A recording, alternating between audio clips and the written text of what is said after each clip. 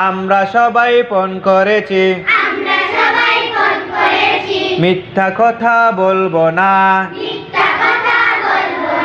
মিথ্যা কথা বলবো না মিথ্যা কথা বলবো না গালাগালি করবো না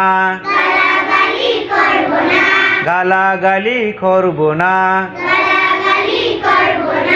মারামারি করবো না মারামারি করবো না আমরা এবার শপথ করেছি আমরা এবার শপথ করেছি